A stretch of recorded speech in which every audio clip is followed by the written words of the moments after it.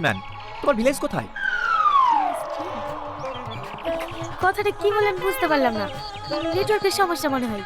ভালো করে বলেন। আচ্ছা তোমার বাড়ি কোথায়? তুমি বিয়ে করেছো?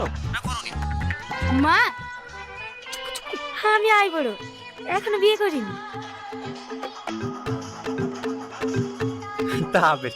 না না, ওকে ওকে ওকে। আমিও অবিবাহিত। এখন তুমি কি কাজ করো?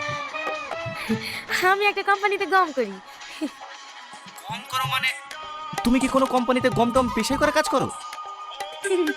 না না, আমি চাকরি করি। ও, চাকরিতে তো জব বলে। হ্যাঁ, হ্যাঁ, আমাদের এদিকে গম বলি। টনে টনে মাধুরী, তোমাকে ফোন করছি। কি রে চিল্লাছিস কেন? কি হয়েছে বল। এই, তুই ভাবিকে ফোন কবে কিনে দিলি? দেখলাম কার সাথে ফোনে কথা বলছে। ছোড়া কি বলছে রে? আর ওর কাছে ফোনই নাই, আর ফোন করবে? আরে আমি এক্ষুনি দেখে আসলাম কথা বলতে। তুই বিশ্বাস করিস কর, না করিস তোর ব্যাপার। যদি তাই হয় তাহলে ওকে ডিভোর্স দিই, মাধুরীকে বিয়ে করে নেবো। এই ঠিক আছে চ।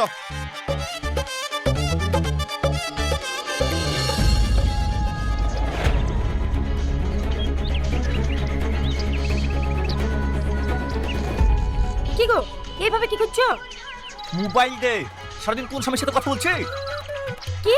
আমি কার সাথে কথা বলবো? তুমি আমাকে মোবাইল কিনে দিছো নাকি? তাহলে তুই ফোন করিস না, তাই তো? না, তোমাকে কোন জানার পড়েছে গো? যে খাসি মুক্তি রক্ত আছে বলতে পারে না, রাস্তায় অ্যাক্সিডেন্ট হয় না। খাসিরা কোথাকার আমার জান জীবন জলে পুড়ে ছারখার করে দিল।